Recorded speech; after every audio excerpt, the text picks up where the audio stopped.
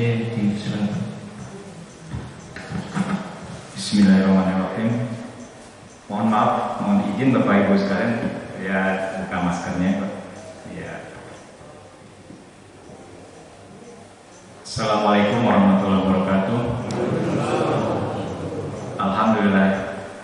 Innal hamdalillah nahmaduhu wa nasta'inuhu wa nastaghfiruh wa na'udzu billahi min shururi anfusina wa min sayyiati a'malina. May yahdihillahu fala mudilla lahu wa may yudlil fala hadiya lahu. Asyhadu an la ilaha illallah wahdahu la syarika lahu wa asyhadu anna Muhammadan abduhu wa rasuluh la nabiyya ba'da. Qala Allah Ta'ala fil Qur'anil Karim, a'udzu billahi minasyaitonir rajim. Ya ayyuhalladzina amanu taqullaha haqqa tuqatih wa la tamutunna illa wa antum muslimun. Shadaqallahul adzim.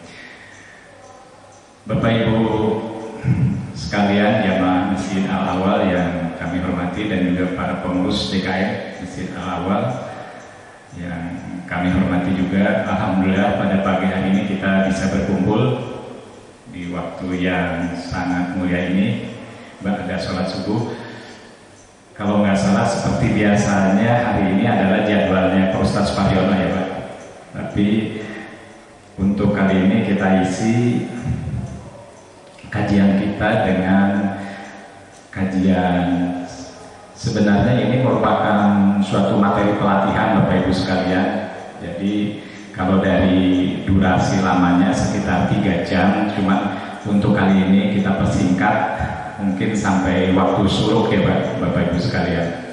Jadi nanti ada 2 materi yang akan kami sampaikan yang terkait dengan masalah saat ini yang sedang terjadi di negeri tercinta ini, yaitu masalah yang terkait dengan masa pandemi ya, COVID-19. Tapi sebelum itu kami perkenalkan dulu bahwa kami adalah dari Yayasan Bina Masjid Indonesia. Yayasan Bina Masjid Indonesia itu adalah sebuah yayasan yang sebenarnya dibina oleh Bapak Haji Ustadz Supariono juga, dan alhamdulillah saya sebagai ketuanya. Nanti yang akan menyampaikan materi sebenarnya Pak Ustadz Edi Mulyono terkait dengan materi kali ini tentang kiat-kiat penggalangan dana di masa pandemi. Nah, kalau terkait dengan Yayasan Bina Masjid Indonesia sendiri, mungkin secara singkat kami jelaskan bahwa kami adalah yayasan yang memang tidak bergerak di bidang untuk mencari keuntungan atau apa ya. Jadi sebagai yayasan atau organisasi nirlaba. Jadi alhamdulillah kita adalah yayasan yang dikelola oleh kumpulan-kumpulan. Dulunya memang kita itu mantan-mantan aktivis masjid. Dari beberapa ketua DKM, kemudian kita berkumpul. Visi kami adalah untuk membangun masjid, tapi dari sisi manajemen, kemudian juga harapannya kita adalah mempunyai masjid percontohan. Mungkin Bapak Ibu sekalian pernah mendengar atau pernah mendatangi satu masjid di Yogyakarta yang bernama Masjid Jogokarya. Nah, itu cita-cita kami itu ingin di Depok itu ada salah satu masjid yang bisa menjadi masjid percontohan. Itu sedang kami bangun memang. Ada beberapa masjid yang kami jadikan sebagai percontohan. Nah, Yayasan Bina Masjid Indonesia sendiri sebenarnya masih berkisar di Kota Depok. Meskipun kita sudah berusaha untuk membuka beberapa perwakilan di beberapa kota, tapi saat ini masih di Kota Depok dan sudah mencakup 7 kecamatan di Kota Depok ini. Dari sekitar masjid yang sudah menjadi binaan kami, saat ini sudah sekitar 112 masjid. Kriteria mitra binaan ini adalah masjid-masjid yang sudah pernah mengikuti kegiatan pelatihan dari kami. Itu adalah masjid binaan kami. Kalau nggak salah dulu juga pernah kita di Masjid Al-Awwal gitu, ini juga mengadakan satu pelatihan di sini.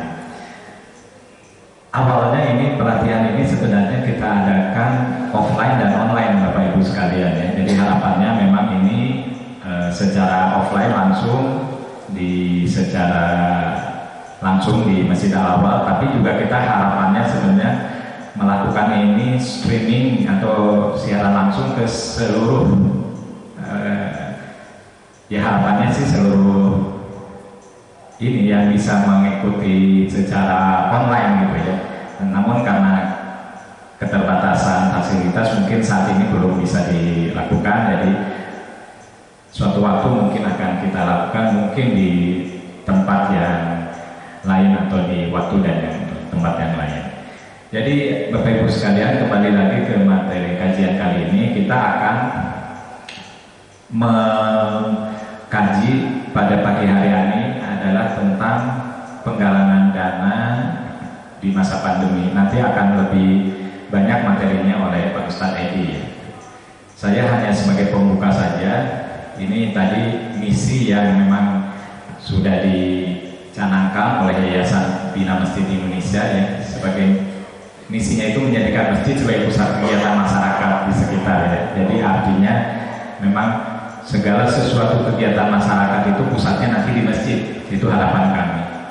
Kemudian juga yang tugas kami adalah memberikan pelatihan kepada masjid-masjid, pendampingan, dan juga kita juga mengadakan program studi banding tadi yang saya sampaikan, bahwa kita harapannya mempunyai masjid yang seperti Masjid Jogokarian di Yogyakarta itu.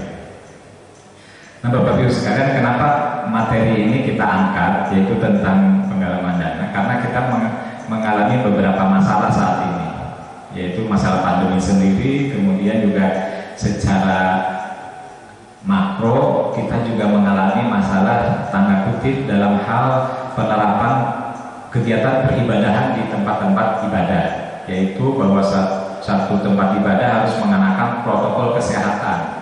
Itu salah satu yang menjadi sementara juga kendala. Kenapa menjadi kendala? Karena daya tampung masjid menjadi berkurang, sehingga jamaah yang selama ini bisa ditampung secara maksimal menjadi berkurang. Itu menjadi masalah juga. Nah yang berikutnya juga ada masalah juga, yaitu masih banyak juga jamaah-jamaah yang merasa bahwa mereka harus tetap tidak ingin berinteraksi di tempat umum. Jadi artinya masih ada beberapa jamaah yang masih punya niat masih tetap beribadah di rumah. Ini juga menjadi masalah bagi kegiatan masjid, sehingga masjid tadi ya menjadi menurun jumlah jamaahnya. Nah ini kita lewati saja tentang saat ini juga kebutuhan masjid ini terkait dengan operasional, kemudian juga terkait dengan kegiatan memakmurkan masjid, kemudian juga terkait dengan pemberdayaan umat. Ini kita lewati saja. Nah ini pelatihan kali ini akan berkisar tentang ini kan, Bapak Ibu sekalian ya, khususnya para pengurus DKM, bahwa permasalahan keuangan masjid kita itu menjadikan kegiatan masjid menjadi terhambat. Contohnya kegiatan masjid yang operasional sehari-hari saja, mungkin untuk operasional masjid, untuk pemeliharaan masjid, untuk mengganti peralatan-peralatan yang rusak, itu menjadi terkendala karena keterbatasan dana yang terkumpul, yang selama ini misalnya mungkin bisa dikumpulkan secara optimal. Nah selain itu juga yang menjadi masalah kendala di beberapa masjid, kami sebelum ini sudah melakukan beberapa survei kecil Pak ke masjid-masjid binaan kami itu melalui survei kuesioner yang menanyakan beberapa hal terkait dengan kondisi masjid setelah pandemi ini. Ternyata hampir semuanya sama, bahwa masjid mengalami penurunan jumlah jamaah yang cukup signifikan. Nah penurunan jumlah jamaah ini juga berdampak pada penurunan jumlah dana yang dikumpulkan oleh masjid. Nah kemudian dari jumlah dana yang dikumpulkan oleh masjid menjadikan kegiatan masjid menjadi berkurang. Yang selama ini taklim, mungkin taklim rutin sepekan misalnya bisa 3 kali, karena keterbatasan dana ini menjadi berkurang menjadi hanya 1 kali. Itu yang kami dapati dari beberapa masjid yang kami survei. Nah, atas hal ini kami juga menanyakan apa upaya-upaya yang sudah dilakukan oleh para pengurus DKM. Ternyata memang upaya-upaya yang dilakukan masih hanya berupa upaya-upaya yang konservatif ya. Kalau menurut kami hanya sekedar menghimbau atau hanya sekedar melakukan pendekatan gitu. Nah, dalam hal ini materi pelatihan kami ingin menyampaikan beberapa solusi alternatif yang mungkin bisa dilakukan oleh para pengurus DKM dalam rangka tadi bagaimana mengoptimalkan penggalangan dana sehingga dana yang didapat juga dapat mungkin meskipun nanti tidak menyamai dengan kondisi pada saat normal tapi bisa lebih optimal dilakukan. Yang berikutnya juga menjadi permasalahan adalah nanti bagaimana melaporkan keuangan dan juga kondisi keuangan secara transparan kepada jemaah masjid. Nanti sekilas dari materi yang kedua juga akan disampaikan mengenai laporan keuangan masjid secara sederhana. Jadi ini mohon maaf Bapak Ibu sekalian, apabila nanti materinya banyak yang diloncat-loncat, karena terus terang materi ini adalah materi tadi pelatihan untuk selama 3 jaman gitu. Tapi kita persingkat menjadi hanya 1 jam gitu. Jadi nanti mungkin ada beberapa materi yang kita lompat-lompatin, tapi tidak masalah, kita yang penting intinya ya Pak, nanti apa yang akan kami sampaikan. Nah, yang terakhir ini adalah hasil dari survei yang kami lakukan juga.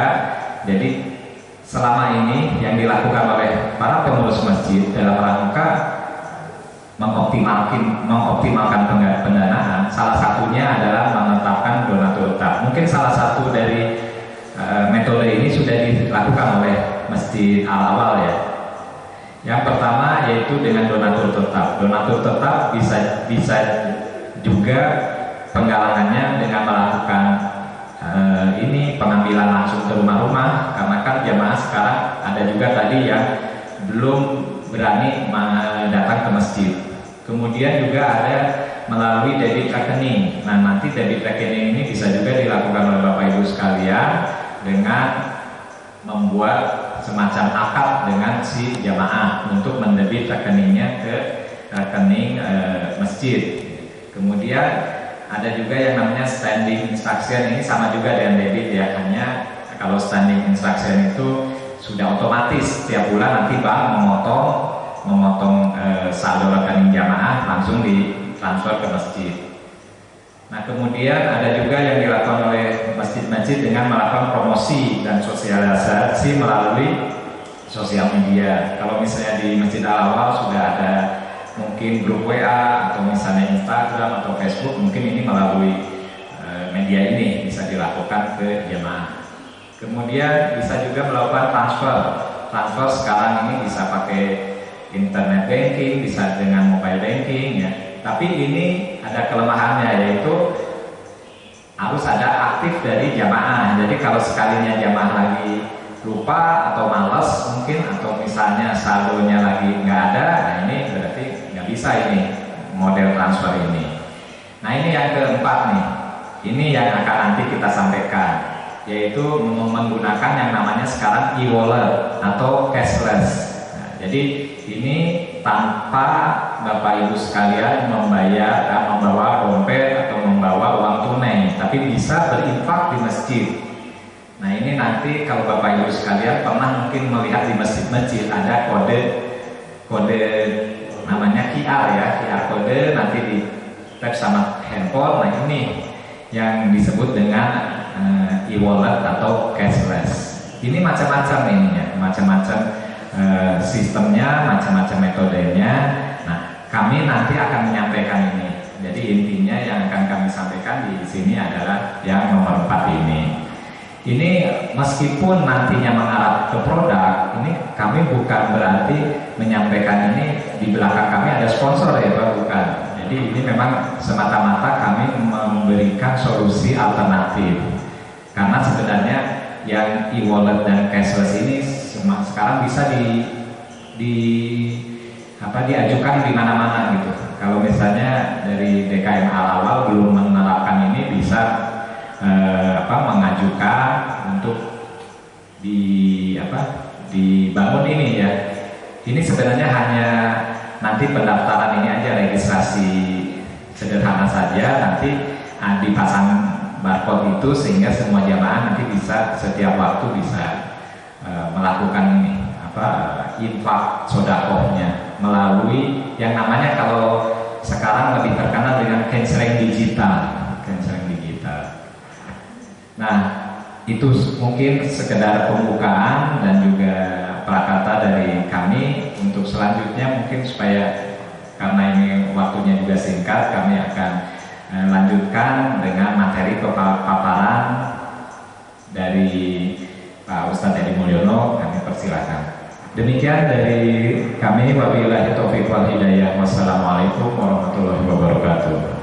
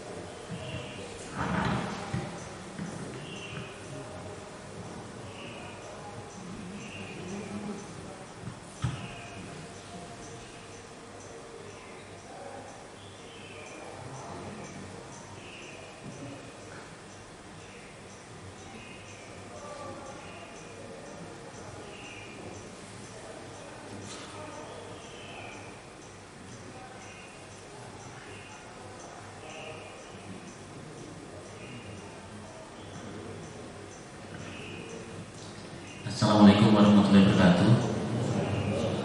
Mohon izin Bapak Ibu, saya persiapkan dulu soalnya ini kebetulan saya nggak bawa konektornya untuk langsung ke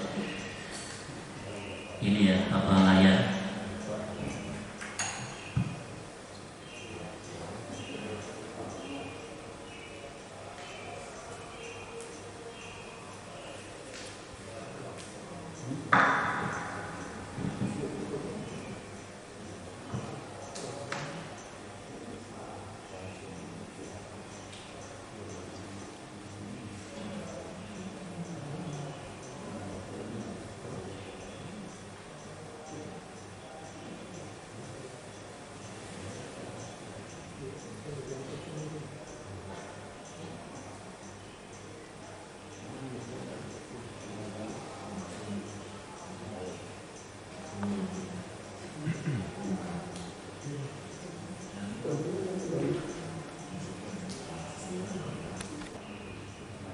Bismillahirrahmanirrahim. Assalamualaikum warahmatullahi wabarakatuh. Alhamdulillah, astagfirullah, Muhammad Rasulullah. Allahumma sholli ala Muhammad wa ala ali Muhammad. Amma ba'd. Mohon izin memberikan materi mengenai canceling digital ya. Jadi mungkin kalau kita selama mungkin di masjid biasanya kita akan mendapatkan materi-materi mengenai terkait dengan agama. Kita coba nanti ini kita out of the box ya. Jadi mencoba untuk mengkaji dari sisi kehidupan kita bagaimana perkembangan teknologi, yang dimana masjid itu harus ikut juga terlibat di dalamnya. Kita harus memanfaatkan bagaimana teknologi, baik itu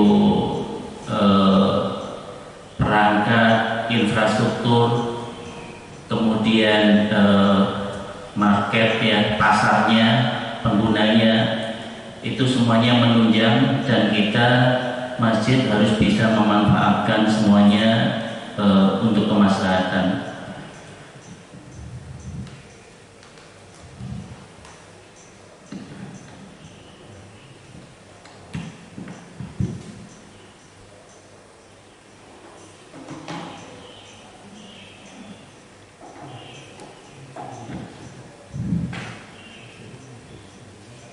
Baik, tadi seperti sudah disampaikan Pak Ustadz Jimartono bahwa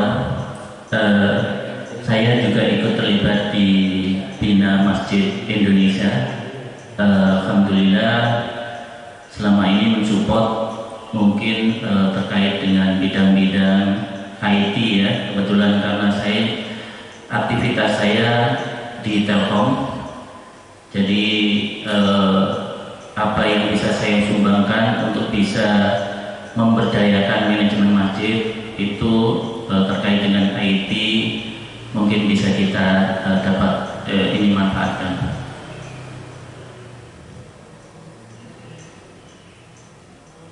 Kita mulai dari teknologi digital. Kita tidak bisa pungkiri bahwa teknologi digital sudah hadir di setiap sisi kehidupan. Apa yang ada di monitor mungkin beberapa sudah teknologinya atau masanya sudah berakhir, ada yang memang beberapa terkendala karena pandemi, dan juga tapi saya yakin apa yang sudah berakhir atau tutup itu akan digantikan dengan teknologi-teknologi yang akan membantu kemudahan kita dalam kehidupan sehari-hari, baik itu di rumah, di luar rumah, atau di dalam lingkungan pekerjaan. Semua kita sudah tidak bisa dipungkiri teknologi terlibat di dalamnya. Di dalam rumah kita bisa lihat di layar, kita banyak memanfaatkan fasilitas-fasilitas bagaimana kita mungkin terlibat pesan antar hanya melalui di rumah, tidak perlu keluar rumah, melalui GoFood. Yang dulu ada juga kita bisa melakukan bersih-bersih di rumah pakai GoClean, GoMasak, tapi dua layanan ini karena masa pandemi di mana kita harus dipersyaratkan social distance secara bisnis tidak bisa mengcover, makanya itu tutup layanan itu di awal kalau tidak salah April tahun lalu ya, terimbas itu. Tapi saya yakin itu nanti akan ada solusinya bagaimana di pandemi ini teknologi dan juga aktivitas-aktivitas mungkin yang bisa kreativitas untuk bisa mensolusikannya. Ini di rumah, kemudian di perjalanan atau di luar rumah kita banyak juga memanfaatkan bagaimana kita sekarang ini mudah juga ya. Kalau kita mempunyai mobil, di situ sudah kita terlibat di dalamnya, tidak perlu sampai membaca. Kalau dulu kita harus paham dulu alurnya, membaca peta, kita tidak cukup menggunakan handphone, kita sudah bisa memanfaatkan.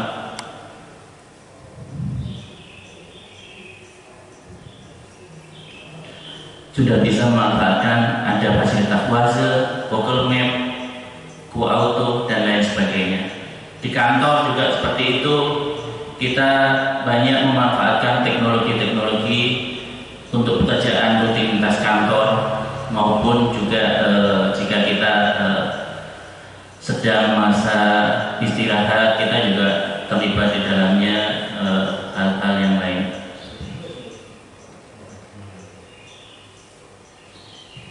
Ini sebagai latar belakang, jadi pemerintah mencanangkan gerakan nasional non tunai itu sejak tahun 2014. Bagaimana beratnya pemerintah, atau bukan berat ya, tantangannya mengelola uang fisik.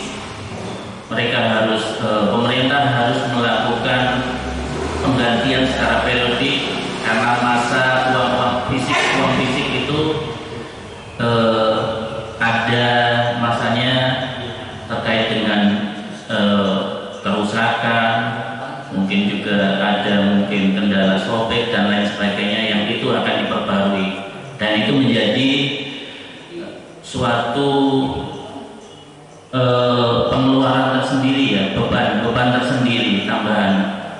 Makanya pemerintah mencanangkan gerakan non tunai ini harapannya bisa meredus atau mengurangi beban-beban terkait dengan operasional tersebut. Dan juga bagaimana nanti kemudahan-kemudahan yang didapatkan kalau kita menggunakan cashless atau non tunai.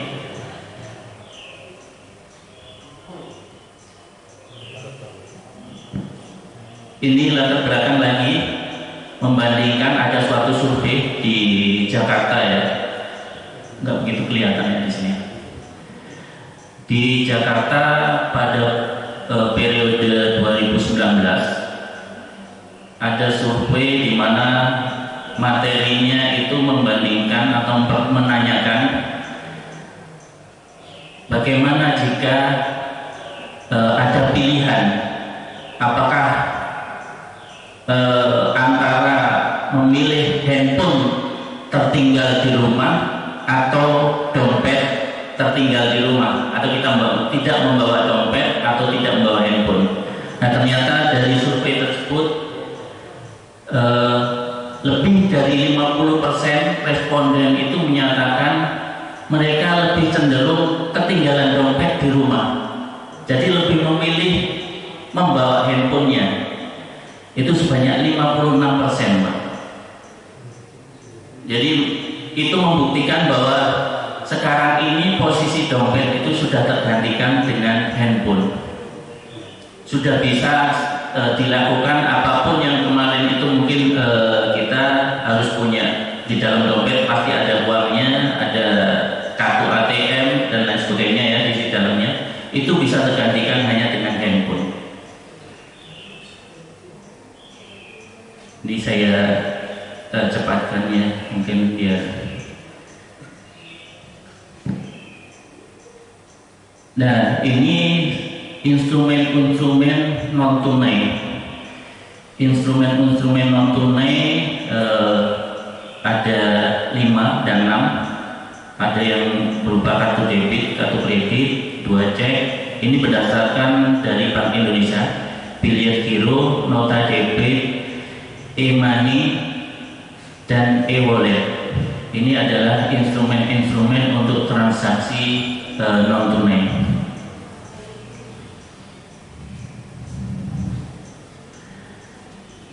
Kemudian potensi kenapa kita harus, tadi disampaikan Pak Ustadz Timadokno, kenapa masjid juga harus sekarang ini mulai melirik ya, atau bahkan harus mulai terlibat untuk menggunakan transaksi non tunai, khususnya e-wallet. Ini dari survei bahwa 9 dari 10 pengguna internet di Indonesia itu adalah pengguna e-wallet. Jadi 9 dari 10 berarti 90%. Atau lebih detailnya di sini 93% adalah mempunyai e-wallet mereka. E-wallet itu nanti kita detailkan di sini apa aja sih sebetulnya e-wallet tadi,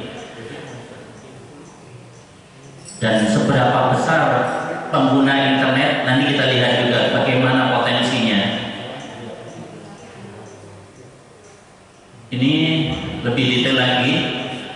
Ternyata dari 90% tadi, 93%, 5%-nya tidak aktif selama 3 bulan dan 87% sangat aktif untuk penggunaan transaksi e-walletnya.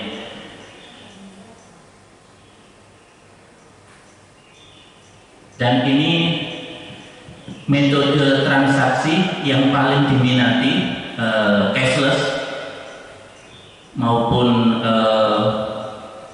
ini yang cashless ya. Kalau non tunainya tadi 7%, nah yang cashlessnya 93% atau e-walletnya tadi itu terdiri dari sebagian besar 74% adalah digital wallet, 7% berupa cash, 14% 4% berupa debit, 2% dari kredit, kemudian kredit card. Baik, ini saya sedikit skip aja ya, mungkin untuk. Nah, kemudian ini statistik bahwa penggunaan e-money atau e-wallet di Indonesia itu tahun 2019 adalah 145 triliun. Ini meningkat dari sebelumnya 2018 yang 47 triliun. Peningkatannya hampir 300% ya ini ya. Dan saya yakin yang 2020 juga meningkat ini. Oke, sekarang kita coba melihat potensi dari internet user. Indonesia ini di dunia, Pak, internet usernya itu peringkatnya nomor 4. Ini untuk data Desember 2019. Totalnya ada 171 juta pengguna internet. Yang pertama yang besar adalah Cina, yang kedua India, yang ketiga Amerika, dan yang keempat Indonesia. Ini pasar yang sangat besar sekali sebagai pengguna internet di dunia. Kemudian di tahun 2020, ini posisi yang tadi saya sampaikan 4 itu adalah 171. Di tahun 2020 pasarnya atau pengguna internetnya adalah 199 juta. Kalau sekarang penduduk Indonesia berapa? 230 jutaan ya. Ini 199 juta. Sudah hampir bisa dikatakan mendekati ya. Kalau kita lihat di sini presentasi user internet sekitar 72% untuk 2019. Kalau 2020 76% dari total masyarakat Indonesia. Kemudian dari 199 juta tadi pengguna internet tadi, di breakdown lagi, diturunkan lagi yang pengguna internetnya dari handphone itu 193 juta, Pak. Jadi bisa dikatakan sekarang mungkin semua orang bisa dipastikan menggunakan handphone, hanya mungkin anak-anak yang kecil aja, mungkin balita yang memang belum memungkinkan menggunakan HP. Itu merupakan latar belakang bagaimana pasarnya kita, bahwa sekarang ini masyarakat itu sudah bisa dikatakan handphone itu satu orang sudah mempunyainya, bahkan mungkin ada satu orang yang bisa lebih dari mempunyai satu handphone. Oke, ini coba mengenai industri uang digital. Ada dua jenis di sini, berbasis server dan berbasis kartu. Uang digital itu bisa dibedakan dari dua tadi. Kalau yang berbasis kartu ini mungkin sudah paham semuanya. Kita punya ATM, punya kartu kredit, punya kartu e-tol. Itu adalah uang-uang digital yang disimpan di kartu. E-money, berisi. Kemudian juga kalau kita ke ini ya KRL, itu ada punya ini juga kartu KRL. Itu penyimpanannya ada di kartu. Kemudian ada penyimpanannya ada terpusat di server. Ini seperti GoPay, Link Aja, Doku, OVO, dan lain sebagainya. Ini banyak sekali untuk yang berbasis server. Kemudian apa sih manfaat dari uang digital ini bagi pelanggan? Kita kalau untuk melihatnya dari sisi transaksi, bagi pelanggan aman karena menggunakan setiap transaksi menggunakan PIN, praktis, mereka tidak perlu membawa uang banyak, Pak, hanya bawa HP aja. Bukan HP ya, nah di sini uang digital, jadi bisa berupa kartu, bisa berupa tadi HP ya untuk yang berbasis server tidak perlu membawa uang tunai, kemudian data transaksinya tercatat. Jadi kalau kita memakai transaksi itu bisa kita lihat juga nanti penggunaannya secara elektronik atau secara internet. Bagi merchant aman, dan kemudian dia aman karena terhindar dari penggunaan uang palsu, dijaminkan. Kemudian praktis, tidak perlu menyiapkan uang kembalian. Data transaksinya juga bisa langsung kita evaluasi, bisa langsung dilihat. Nah ini perbandingan antara tadi yang berbasiskan kartu dan berbasiskan server. Kalau kita berbasiskan server tadi kita bisa sebut sebagai e-wallet, dan berbasiskan kartu tadi e-money. Nah ini sebetulnya banyak yang sekarang salah kaprah ya, atau mungkin ini beranggapan bahwa e-money itu adalah produknya Mandiri. Bukan, sebetulnya itu adalah nama umum, nama generik dari uang digital yang berbasiskan kartu. Harusnya Mandiri nggak boleh menggunakan penamaan e-money. Ini perbedaannya bisa dilihat bahwa untuk yang berbasis server, limit saldo basic setiap kali kita awal terdaftar 2 juta basic limit saldonya, bisa di-upgrade sampai ke 10 juta. Penggunaannya harus secara online. Kalau untuk yang berbasiskan kartu, limit saldonya 2 juta, penggunaannya offline atau physical. Jadi kalau kita punya kartu KRL, itu bisa disimpannya di dalam kartunya hanya sampai 2 juta.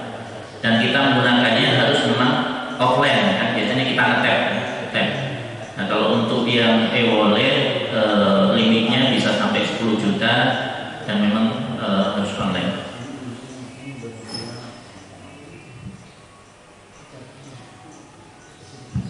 Ini adalah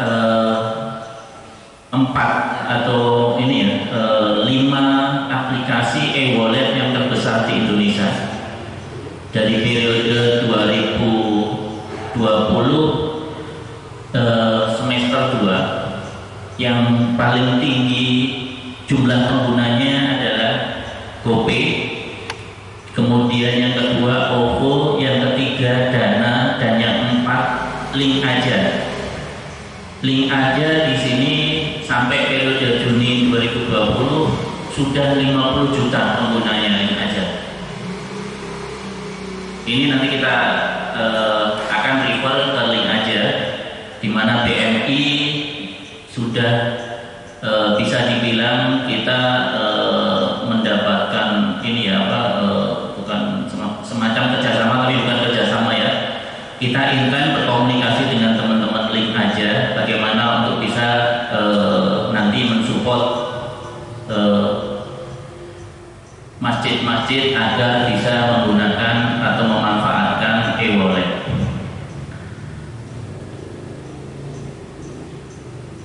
Nah ini salah satu contoh QRIS ya, QR Code.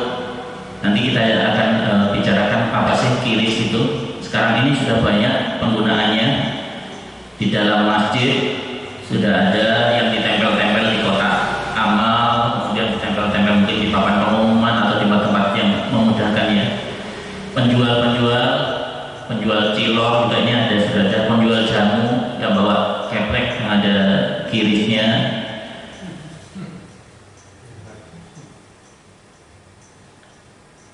Nah, ini sedikit mengenai teknis mungkin biar jadi tambahan informasi. QR Code itu sebetulnya apa sih?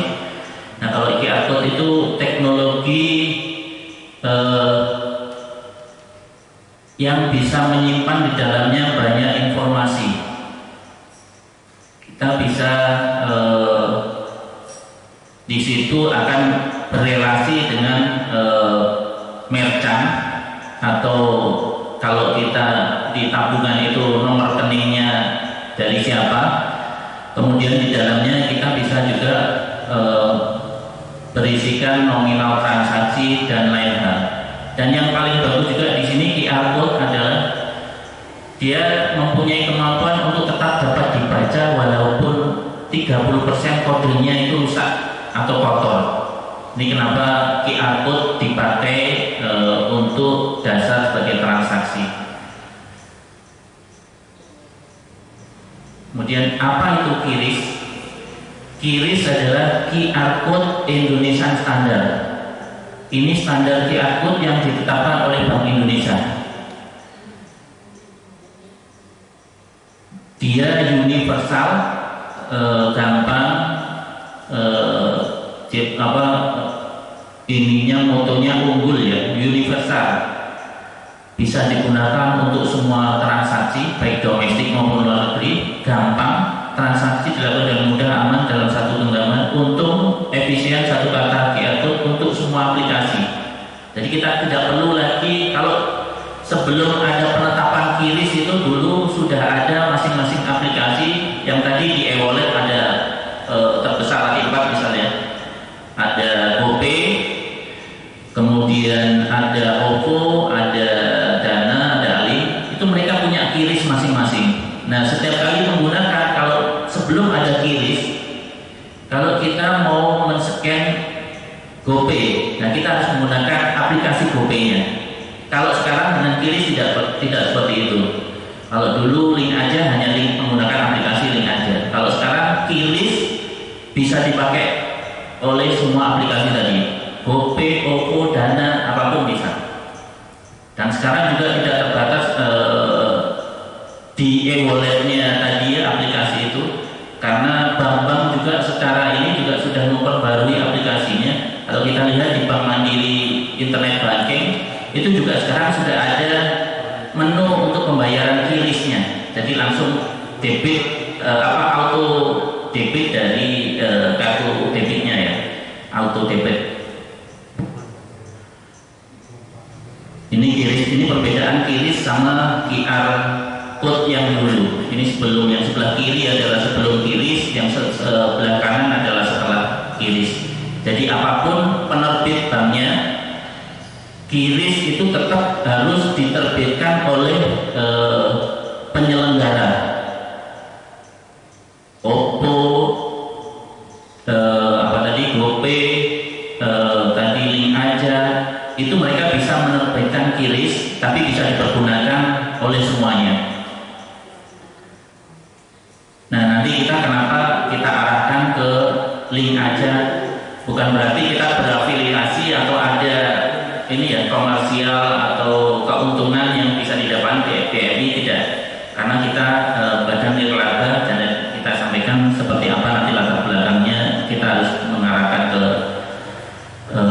link aja. Ini contohnya QRIS-nya berupa kode seperti ini yang ditempel di merchant. Kalau sekarang kita belanja di mall-mall sudah ada seperti ini, kita tinggal bayar, scan, isikan berapa nominalnya, submit.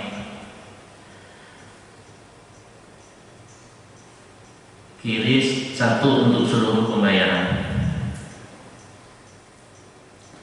Nah, metodenya ada 2 sebetulnya untuk pembayaran QRIS. Yang pertama adalah presented atau push payment dari sisi pelanggan.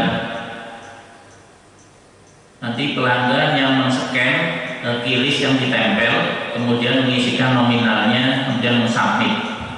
Ini yang nanti diterapkan di masjid-masjid. Kalau yang kedua customer presented, ini pool. Jadi merchantnya nanti meminta ke customer. Jadi setiap kali kita mempunyai aplikasi e-wallet itu kita mempunyai QR code masing-masing juga. Itu bisa kita sampaikan ke merchant bahwa QR code kita ini, QRIS kita ini. Nah, nanti merchantnya akan men-scan, kita tinggal mensetujui aja apa transaksi yang tadi di push oleh merchant. Nah, metode ini yang biasanya kadang diterapkan di mall, tapi memang ada butuh tambahan biaya investasi, harus point of sale.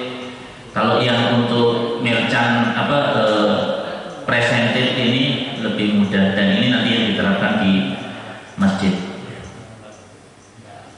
Ini seperti ini modelnya, static QR code dan dinamik. Baik, ini kita coba masuk ke inti materi. Mengapa harus menggunakan kencreng digital? Perbandingan kotak amal zaman old dan zaman now ya. Ini anak-anak milenial sekarang ya. Perbandingannya, kalau kotak amal yang selama ini berjalan itu harus menggunakan uang tunai. Kita ada effort untuk melakukan perhitungan setiap kali, mungkin kadang momen-momen Jumatan, setelah Jumatan itu kita melakukan perhitungan transaksinya dan melibatkan beberapa orang sebagai mungkin biar lebih confident ya. Kalau dengan menggunakan kencreng digital kita tidak perlu Pak, karena semuanya sudah by system, jadi semuanya sudah terekam. Kemudian untuk kotak amal zaman yang sekarang jalan yang bukan digital, resiko uang palsu itu bisa aja, karena bisa jadi yang melakukan infak juga nggak paham bahwa uangnya itu uang palsu. Kemudian resiko pencurian kotak amal bisa dicuri orang juga. Nah kalau untuk yang digital, insya Allah aman Pak, karena nggak ada fisiknya, nggak ada di situ. Jadi dan dipastikan tidak ada uang palsu, semuanya digital. Yang ketiga, untuk kotak amal yang uang fisik itu kita tidak mengetahui siapa aja jamaah yang melakukan infak sedekah di kotak amal kita. Kalau untuk digital kita bisa nanti mengetahui siapa aja sih yang melakukan transaksi, kapan waktunya, dan ini sangat dibutuhkan nanti juga untuk interaksi Pak antara masjid dengan jamaahnya. Mungkin kita bisa melakukan reminder atau apa ya,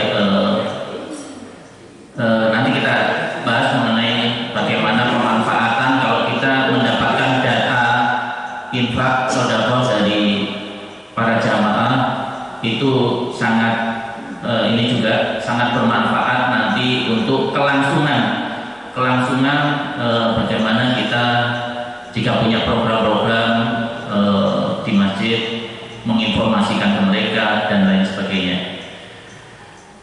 Kemudian yang terakhir, jamaah harus datang. Kalau tadi kotak infak harus ke masjidnya nyemplungin uang fisiknya. Kalau yang untuk digital tidak perlu, di mana aja asal mungkin ada punya QR code-nya bisa di-scan. Nah, bagaimana bisa membuat kencreng digital ini?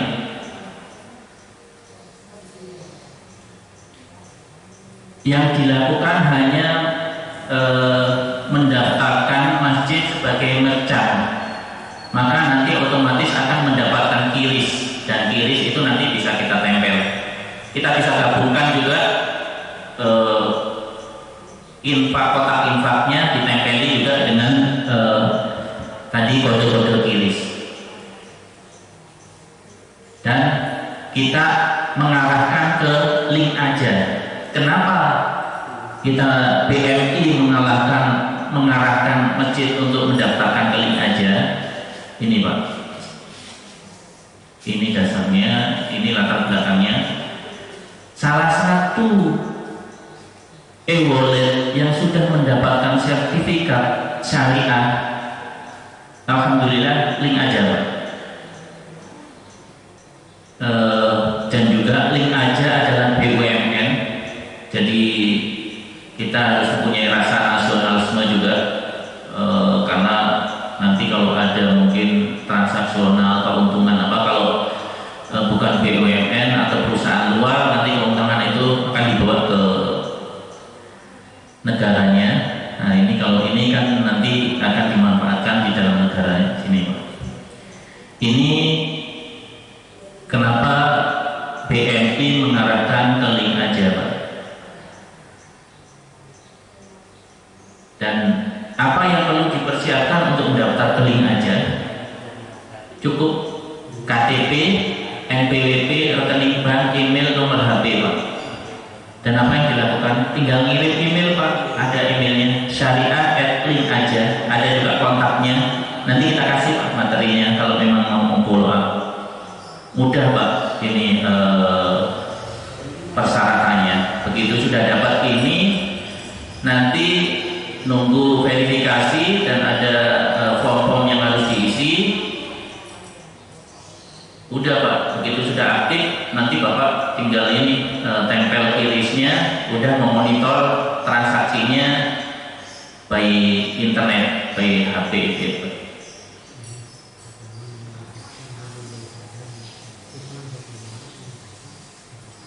Ini contoh isian form untuk pendaftaran link aja.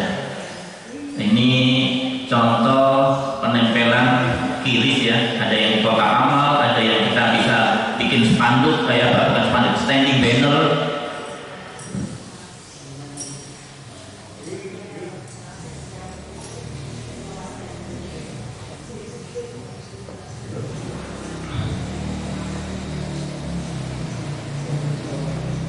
Nah ini langsung mekanisme bagaimana transaksional kenceng digital link aja.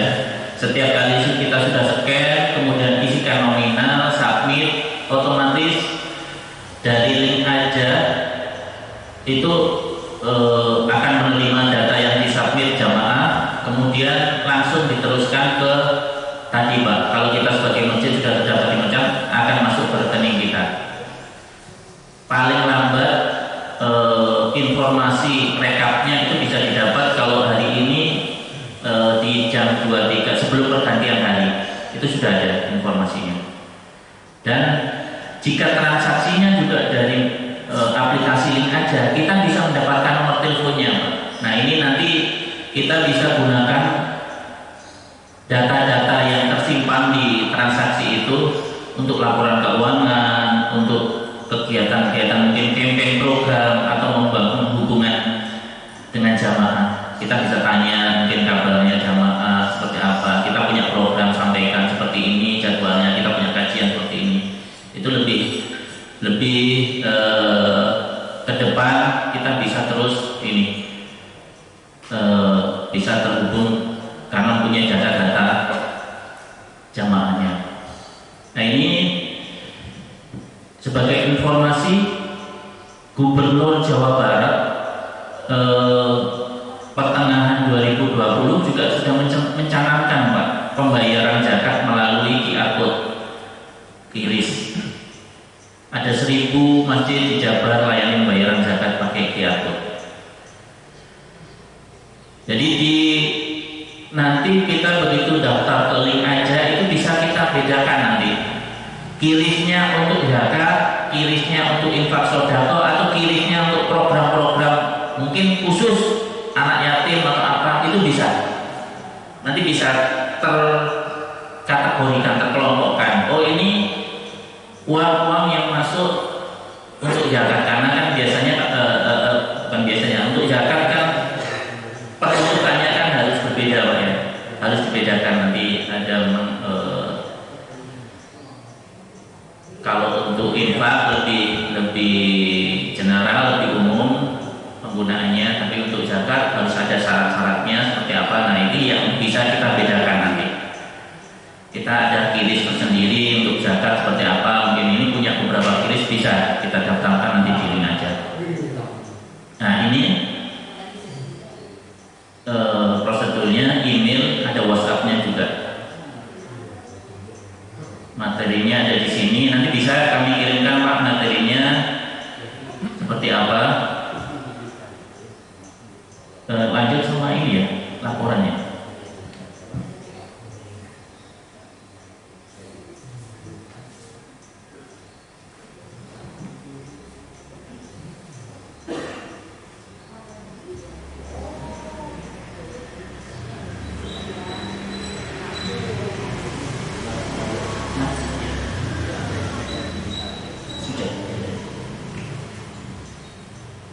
Mungkin itu Pak, barangkali jika ada pertanyaan bisa ini Pak, kita diskusi. Saya hanya masukkan Pak. Iya. Atau mempermudah proses penggalangan dana. Nah, saya lihat di sini Pak ada peluang sebenarnya bagaimana Bapak membuat suatu sistem yang bisa bagaimana masyarakat sekitar ini bisa menghasilkan dana yang banyak, kemudian tentu dengan banyak dana penghasilan atau pekerjaan tentu kenceng juga akan bisa bertambah. Nah, maksud saya begini Pak, kita lihat saat ini ya di sekitar masjid itu ada beberapa dari ibu-ibu rumah tangga bahkan bapak-bapak itu punya usaha-usaha. Kita lihat ada yang menawarkan makanan, kemudian buah-buahan, kemudian ada juga pakaian. Nah, berarti ini kan kekuatan potensi. Cuma masalahnya sekarang ini adalah dari sisi pemasaran. Mereka sudah buat misalnya makanan, kemudian susah dia menjual. Nah, bagaimana program Bapak ini itu membuatkan suatu sistem? Karena dia kelemahan sebenarnya para jemaah ini yang punya potensi membuat produk ini itu dari sisi pemasaran. Ya, jadi bagaimana Bapak membuat suatu program yang ada simbiosis antara masjid yang mungkin nanti yang mengelola sistem ini dengan masyarakat yang punya kegiatan usaha di sini. Ya, sehingga jualannya bisa laris manis. Ya, tentu kita harapkan kalau dasarnya tentu kencangnya juga akan kencang Pak, pasti. Nah, itu yang perlu saya kira yang perlu dibuat sistemnya itu. Nah, yang di sistem ini mungkin hanya masukan. Jadi sistem nanti yang dibuat di sini itu sudah ada pemasarannya siapa, produk yang dia inginkan atau makanan apa yang dia inginkan, kemudian alamatnya di mana, itu sudah sistem. Jadi cukup pengelola masjid itu yang memegang itu. Ya, jadi masing-masing nanti produk itu sudah terpacking, mungkin packingnya juga bagus masing-masing. Kalau gue ya nanti mungkin ada label di situ, ini adalah produk jemaah masjid awal, nanti dikirim, sudah dibayar, terkirim barang. Saya kira ada simbiosis Pak. Kalau sistem ini saya lihat ya masih sifatnya hanya satu pihak saja ya. Kita tahu ya masyarakat kita di sini ya banyak dalam kesusahan mendapatkan suatu dana atau pekerjaan. Saya kira ini ada simbiosis, maksudnya ada simbiosisnya yang saling menginginkan berpihak. Saya kira itu hanya saran dari saya Pak. Mungkin itu saran. Mungkin pelatihan berikutnya, nah ini yang penting ini ya, bagaimana masyarakat terbantu, masjid juga ikut terbantu.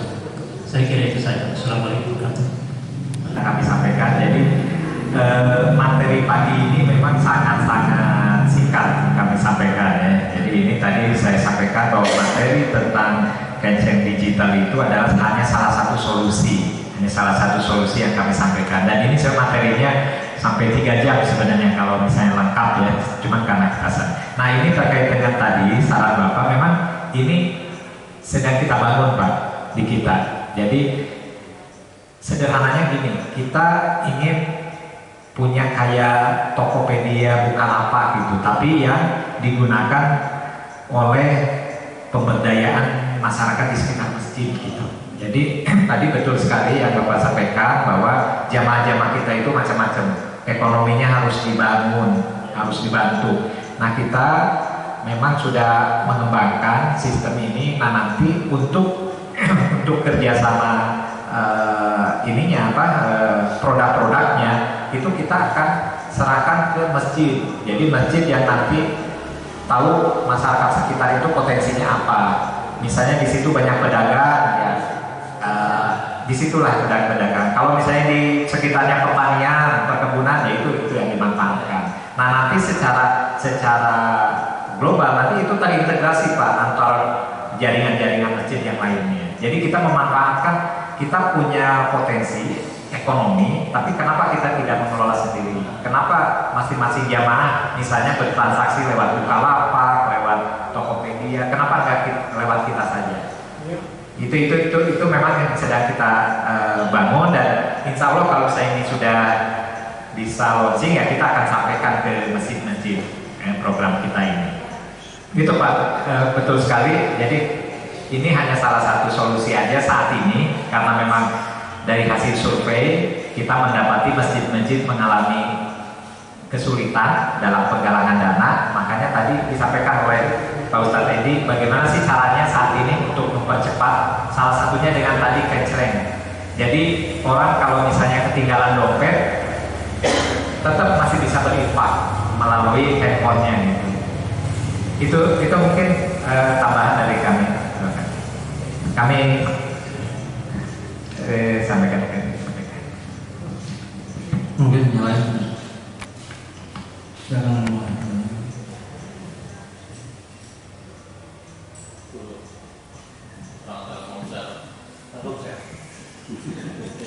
Baik, bismillahirrahmanirrahim. Assalamualaikum warahmatullahi wabarakatuh.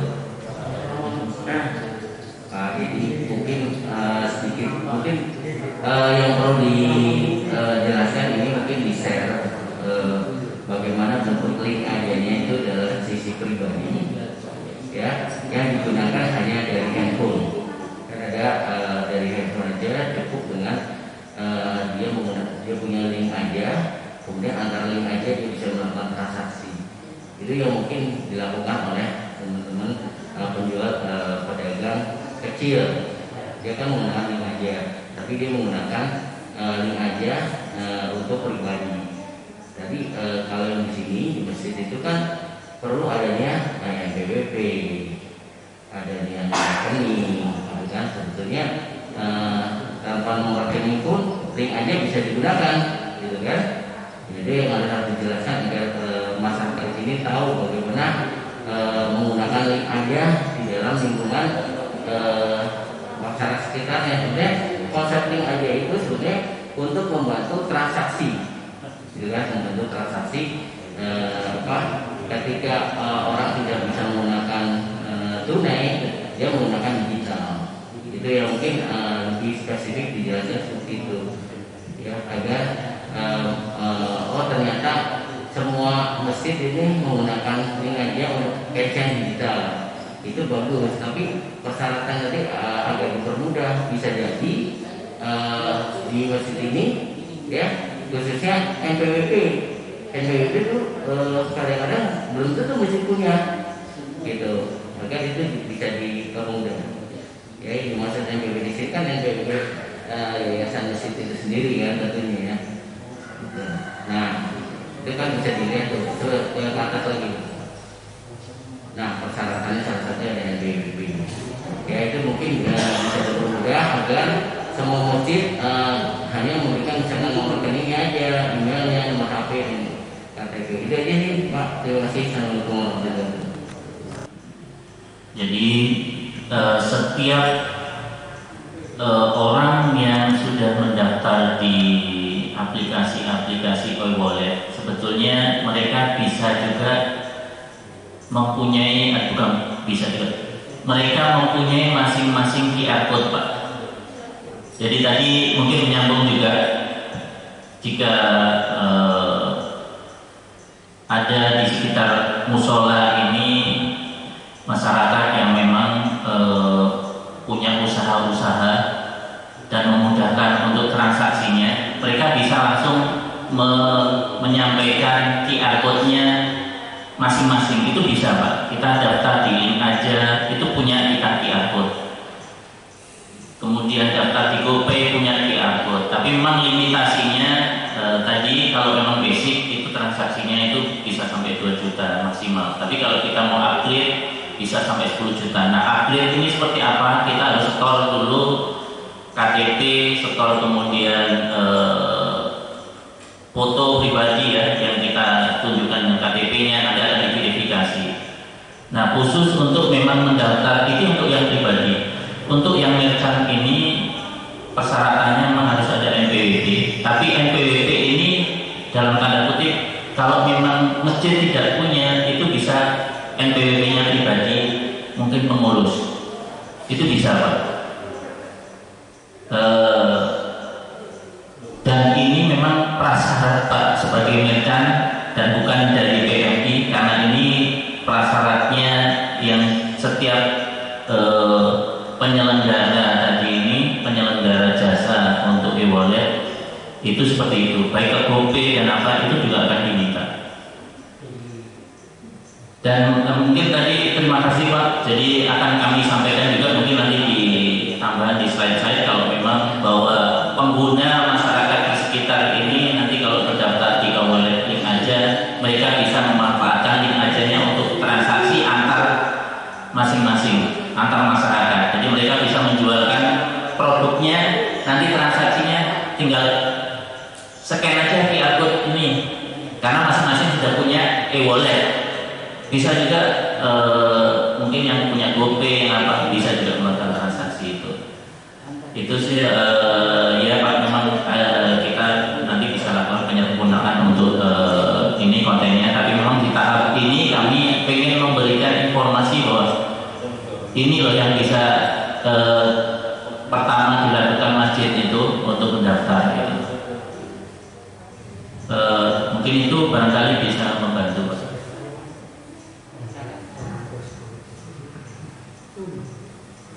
Mungkin bisa ada lagi.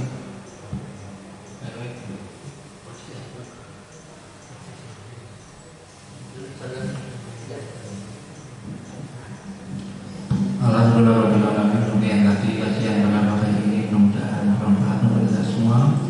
Dan kita akhiri dengan alhamdulillah. Alhamdulillah rabbil alamin. Subhanallah wa bihamdika asyhadu an la ilaha illa anta astaghfiruka wa atubu ilaik. Assalamualaikum.